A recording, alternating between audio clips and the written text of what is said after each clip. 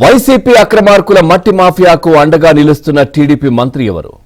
కొడాలి నాని, వల్లభనేని వంశీ ప్రధాన అనుచరులను కాపాడుతున్న మినిస్టర్ ఎవరు? అధికారులు పట్టుకున్న లారీలను వదిలేయాలని వార్నింగ్ ఇస్తున్నదెవరు? ఉమ్మడి కృష్ణా జిల్లాలో చిచ్చు రేపుతున్న శాండ్ మాఫియాకు సారథిగా వ్యవహరిస్తున్నదెవరు?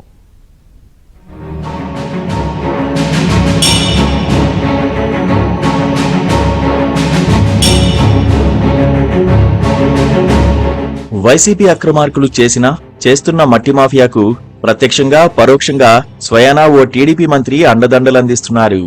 బిల్లులు ఇప్పించే దగ్గర నుంచి దొంగ రవాణా బిల్లుల జారీ వరకు సకలం మంత్రిగారే స్వీయ పర్యవేక్షణ చేస్తున్నారు. అక్రమ మైనింగ్ వాహనాలను రెవెన్యూ, గనుల శాఖ విజిలెన్స్ విభాగాలు సీజ్ చేస్తుంటే మంత్రి ఆగమేఘాల మీద కదిలిపోతున్నారు. అవి తమ మనుషుల వాహనాలేనని వాటిని వదిలేయాలంటూ స్వయంగా ఫోన్లు చేస్తున్నారు. ఇక ఆయన పేషి అయితే మట్టి మాఫియా సేవలో తరించిపోతోంది. ఉమ్మడి కృష్ణా జిల్లాలో చిచ్చురేపుతున్న మట్టి మాఫియాకు సారథిగా సదరు మంత్రి వ్యవహరిస్తుండడం కలకలం రేపుతోంది.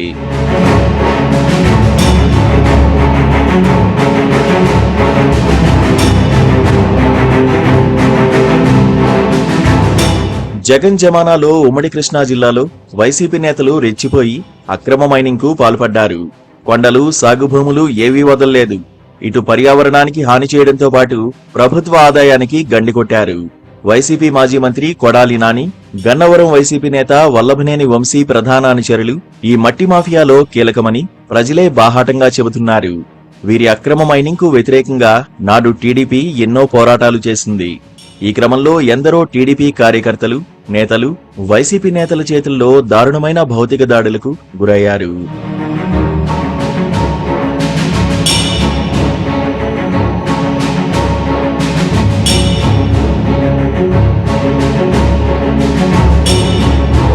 కూటమి ప్రభుత్వం వచ్చాక నాడు వల్లభనేని వంశీ అనుచరులు కె సతీష్, ఎల్ కిషోర్, కొడాలి నాని అనుచరులు భారీగా అక్రమ మైనింగ్ కు పాల్పడ్డారని ఫిర్యాదులు అందాయి.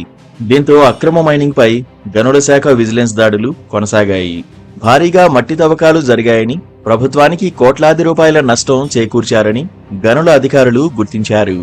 ఈ నేపథ్యంలో కె సతీష్ మట్టి మైనింగ్ పై 35 కోట్ల రూపాయలు, కొడాలి నాని అనుచరుడి మైనింగ్ పై 40 కోట్ల రూపాయల పెనాల్టీ విధించేలా గనుల శాఖ నివేదికలు సిద్ధం చేసింది. అంతే, సదరు మంత్రి వారిని కాపాడుతానని వైసీపీ నేతలకు అభయం ఇచ్చారు.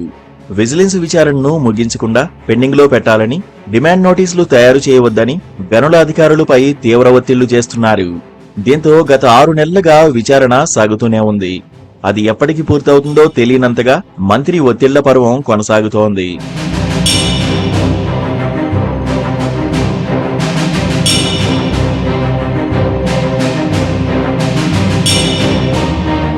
గన్నవరం నియోజకవర్గంలో ముఖ్యమంత్రిగా చంద్రబాబు ప్రమాణ స్వీకార సభ జరిగింది. ఇందుకోసం పెద్ద ఎత్తున సభా వేదికను ఏర్పాటు చేశారు.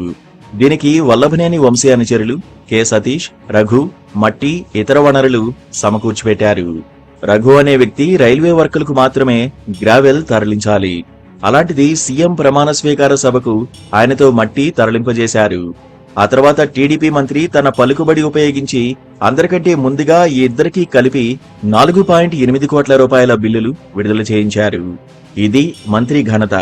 ఒకవైపు సతీష్ చేసిన అక్రమ మైనింగ్ పై విజిలెన్స్ విచారణ కొలికి రాకుండా చేయడంతో పాటు ప్రభుత్వంలో ఆయనకు రావాల్సిన బిల్లులు సత్వరమే విడుదల చేయించారు.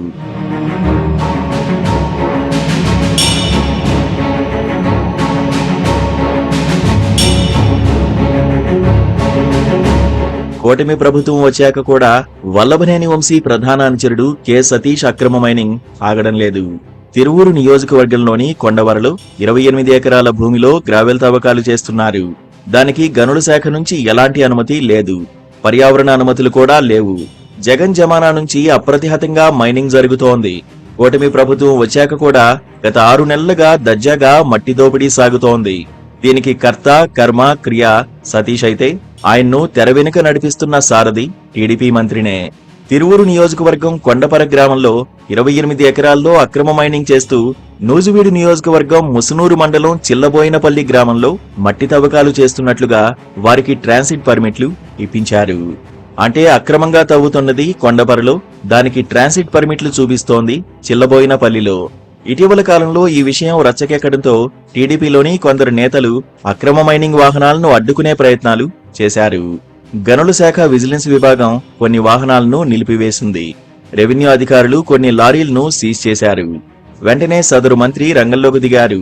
ఆ లారీలు మా వాళ్లవే, వాటిని వదిలేయండని రెవెన్యూ అధికారులకు మంత్రి నేరుగా ఫోన్ చేసి ఒత్తిడి చేశారు.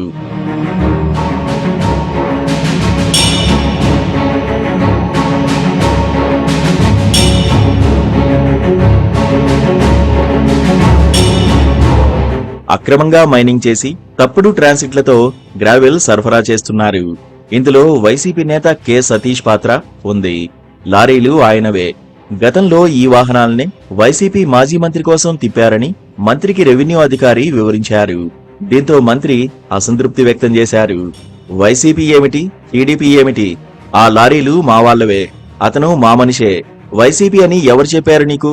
లారీలు వదిలేయ్, ఇంకోసారి ఈ సమస్య రావద్దని మంత్రి తీవ్రంగా హెచ్చరించినట్లు తెలిసింది. దీంతో అధికారులు మట్టి మాఫియా లారీలను వదిలేశారు. దీంతో గనుల శాఖ అధికారులు జోక్యం చేసుకుని ఆ తర్వాత 6 లారీలను పట్టుకున్నారు. ఈసారి అంతే, మంత్రి ఆయన పేషి జోక్యం చేసుకుని ఆ లారీలు వదిలేయాలని ఒత్తిళ్లు చేశారు. దీంతో గనుల విజిలెన్స్ అధికారులు కూడా ఆ లారీలను విడిచిపెట్టారు.